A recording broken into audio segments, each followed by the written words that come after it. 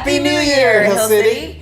Thanks so much for joining us online this morning, you guys. We wish we were together in person, but don't worry. Next week, January 8th, we will be back in action in person. Yes, excited about a new sermon series that's starting called Voice of the Heart. We've got Team-a-Palooza. So many ways to get connected. Yes, where you can join a team to serve and be part of what's happening here. We've also got community groups that are launching again, and you can find out all of that information on our website. Yeah, hillcityrva.com. We're also so excited this morning. We have a real treat for you guys. She is a gem. She's amazing. She is our middle school pastor, Lex.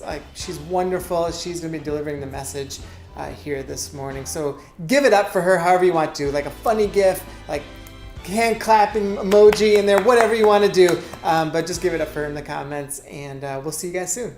Good morning and Happy New Year. Like John and Lacey said, my name is Lex and I am the middle school pastor here at Hill City. Today, I want to take a second to reflect on 2022. 2023, New Year's Day, is a lot of time people spend making New Year's resolutions, but maybe last year was the best year you've had yet, or maybe it was really hard. I just want to encourage you, regardless of where you're coming from, New Year's is a time to start fresh and start over and focus our mind on what is right and what is good. So today we're going to talk about something that I'm really passionate about, and that is this. What does it mean to reflect the image of God? So I'm going to start out today with this story. Someone told me once when I was younger, probably teenager or early 20s, that you might be the closest thing to Jesus that someone ever encounters. So I'm going to tell you a story about when I lived in New Zealand. My two best friends there, they were German. They were so sweet, and they were definitely not Christians. So we were out at dinner one night having dessert, and they told me, I invited them. I was like, hey guys, there's this thing coming up at my church. You guys should really come. It's just an event. It's nothing like a sermon, nothing like that, but you guys should come. And one of my friends looked at me. She's so sweet. And she said, I'm never going to come to church with you, but you are the only Christian that I've ever liked. And I was like, that's really interesting. Why do you say that? She's like, well, most Christians spend their time trying to convert you or trying to convince you that their way of thinking is the only way. And you haven't done that. You've just been nice and welcoming, and I really appreciate that about you. But I'm never going to come to church with you. And I was like, okay, I'll take that as a win. And why do I tell you this story? It's because regardless of the people you interact with, you might be the closest thing that they ever experience to Jesus or to God. So today we're going to dive in and talk more about the story of one man, and his name is Daniel. We find Daniel's story in the Old Testament. So your Bible's broken up in half, the Old Testament and the New Testament. So the Old Testament is everything that happened before Jesus. Jesus is the hinge point, and after his life is the New Testament. But prior to Jesus was the Old Testament, and that's where we find Daniel. Daniel is one of the prophets, and Daniel's life was such an amazing reflection of God's love, God's wisdom, God's peace. And that is what I want to talk to you about today. And as we look at the life of Daniel, maybe you will see one of his habits or one of his traits that you want to incorporate into the next year. So let's take a look at the beginning of the story of Daniel. Let's start in chapter 1. So the king has asked a bunch of young men to come live in his palace and be raised there. So they took the best of the best. These are the smartest, the most hardworking, and the strongest guys that they could find. These guys are all, like I said, young men, likely teenagers. And they were given an allotment of food and wine every single day. But Daniel didn't want to defile himself with the king's food and wine. So this is the interaction that Daniel has with a guard in chapter 1. This is verse 12 through 16. Daniel says this, "Please test your servants for 10 days. Give us nothing but vegetables to eat and water to drink. Then compare our appearance with that of the young men who eat the royal food, and treat your servants in accordance with what you see." So Daniel is saying, you've got nothing to lose. Just test us for 10 days. And if we're not healthier and stronger than the other guys, you win. We'll do what you want. But just test and see if our way works. So the guy's like, okay, 10 days, we'll give it a shot. So he agreed to this and tested them for 10 days. At the end of the 10 days, they looked healthier and better nourished than any of the young men who ate the royal food. So the guard took away their choice food and wine they were to drink and gave them vegetables instead. What do we see happen here? We see a guard who was set in his ways, who was told to do something by the king, and Daniel says, what if we just try it this way? And so the guard lets him try it, and it turns out that the guard changes his whole perspective on how these young men are going to be raised going forward. Okay, so Daniel changes the perspective, or we could say Daniel's faithfulness changes the perspective. But I want to talk to you for a second about self-control. If you were at a banquet feast, how much self-control would it take to say, no, I'm going to just have vegetables instead because I know it's better for my body? I can't imagine doing that now, especially as a teenager, as a young man being raised in the castle around all of this. So Daniel knew what was right, and he chose what was right in order to please God. And I think that's the definition of self-control that we lack, that we don't necessarily focus on. I'm going to say that again. It's knowing what's right and choosing what's right in order to please God. And Daniel does this over and over throughout his life. And as Daniel got older, he was given more and more responsibility. But we're going to get into that a little bit later. Next, I want to talk to you about who Daniel chose to surround himself with. So I read a fact recently that said, you are a reflection of the 5 people you spend the most time with. And I thought this was super interesting, and I spent a few minutes reflecting on who those 5 people would be in my life. Would it be family? Would it be friends? Would it be some people I work with? But Daniel, we see who the 5 people are in his life. And I want to talk to you for a few minutes about who those 5 people were. So 3 of those we know for sure. Their names were Shadrach, Meshach, and Abednego. And likely if you grew up in children's church, you've heard these names before, and you may have heard their story. But I want to talk to you a little bit about the 3 guys who Daniel was surrounding himself with. So we're going to skip forward to Daniel chapter 3. And this is when King Nebuchadnezzar was in charge. King Nebuchadnezzar, he had a little bit of a temper problem. He also set a decree that said everyone in the land had to worship the image of gold. But Shadrach, Meshach, and Abednego, they weren't going to do that. They only worshiped their God, and everyone around them knew that. So what happened? We're going to look at Daniel chapter 3, verse 12. And this is what it says. But there are some Jews whom you have set over the affairs of the province of Babylon.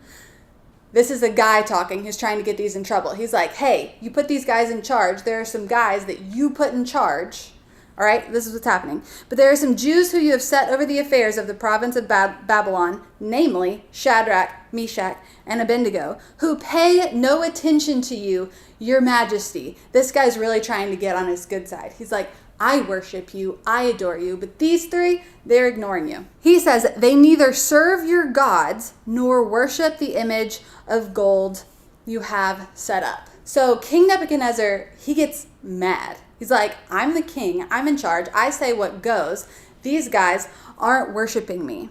So we're going to skip forward a little bit. It says King Nebuchadnezzar was filled with rage. That's terrifying. A king filled with rage. And he threatened to throw these 3 men into the blazing furnace if they didn't agree to worship the image of gold. All right? So we're getting to the good part. King Nebuchadnezzar asks Shadrach, Meshach, and Abednego, then what God will be able to rescue you from my hand? This reminds me of that scene in the Titanic where like not even God could sink this ship. Nebuchadnezzar's like, I'm going to throw you in the fire. Then what God will be able to rescue you from my hand? And this is how the 3 men respond. We do not need to defend ourselves before you in this matter. If we are thrown into the blazing furnace, the God we serve is able to deliver us from it, and he will deliver us from your majesty's hand. But it doesn't stop there. It continues, okay? This is the best part of this section of the story.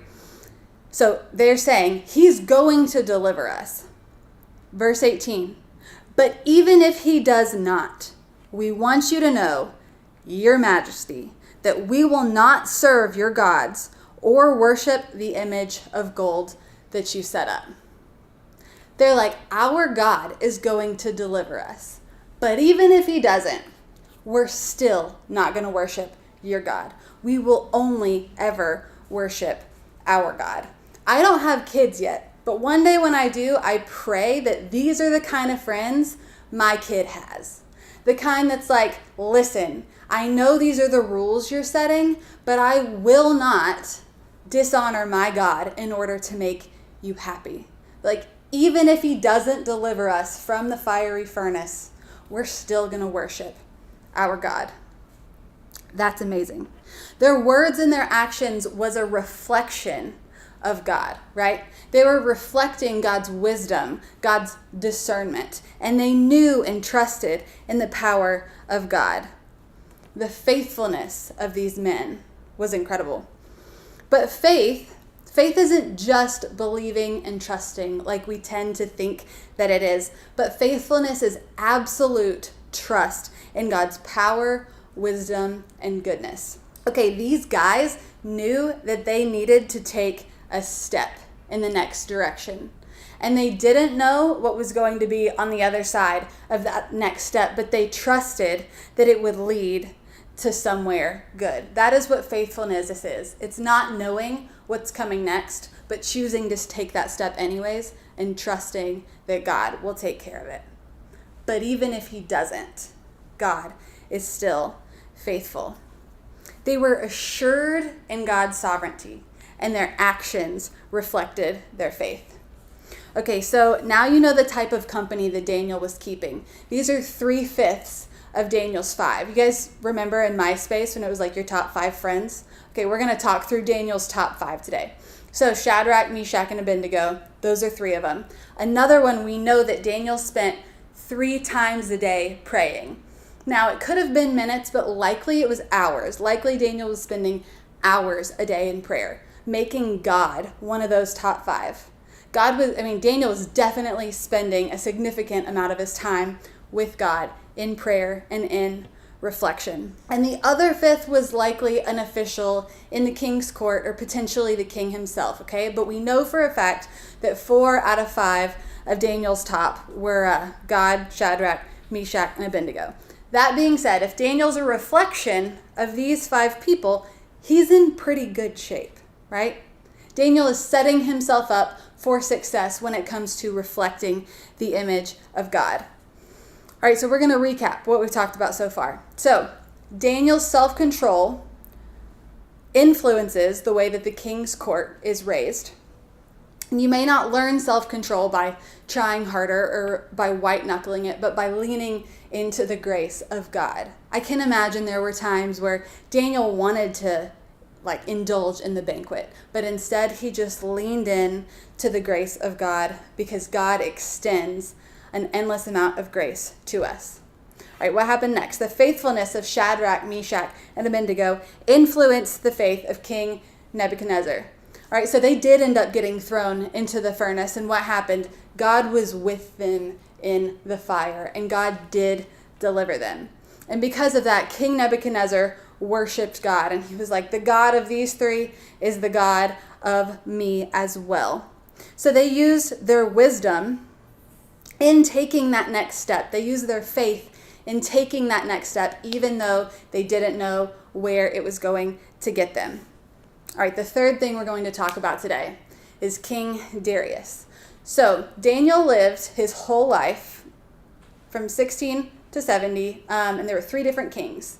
So we're going to talk about the 3rd king. So by this part of the story, Daniel was probably in his 70s, and he had spent hours upon hours in prayer to God over those years. All right, so King Darius, this is the story of Daniel in the lion's den, and I know you've likely heard this story before, but tune in because we're going to talk about it in a little bit of a different perspective today. So Darius, he liked and respected Daniel. All right, so what happened? There was this guy who worked in the king's court, and he came to King Darius, and he said, hey, wouldn't it be great if we had all of these days where we could only worship you? Wouldn't that be fun? And King Darius, being a little bit of a self-righteous king, was like, sure, that sounds great. All right, I'll sign that with my signet ring. But what Darius didn't think about, that this guy was thinking about, was Daniel. Because Daniel was never going to bow down or worship anything but God. And this guy wanted Daniel to get in trouble. So what happens? Daniel continues to pray 3 times daily with the doors and windows open to God.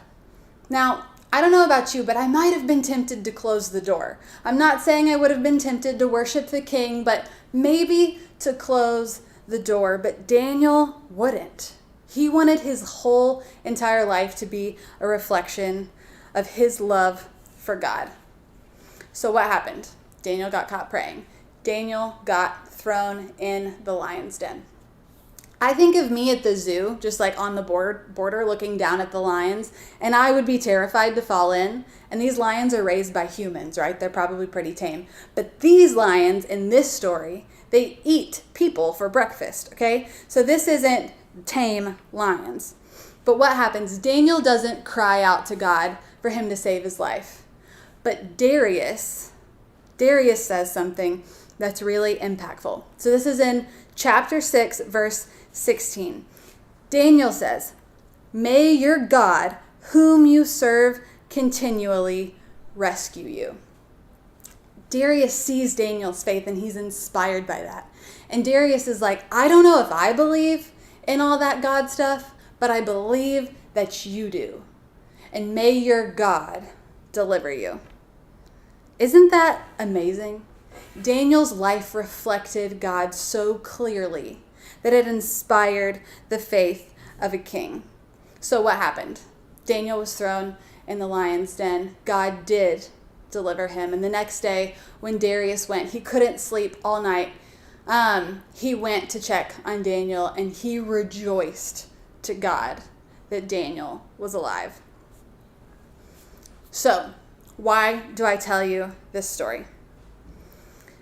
Because I want to leave you with these 3 things. Reflecting the image of God is not always easy.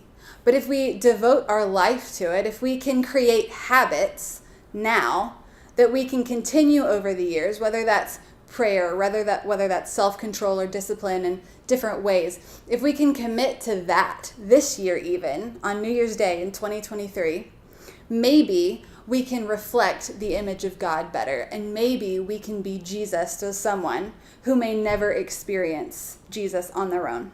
The second thing is you are the reflection of the 5 people you spend the most time with. So I want you to take some time to think about who those 5 people are.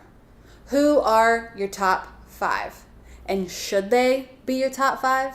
Are you surrounded by people who build you up and help you reflect the image of God, or are you by people who potentially tear you down?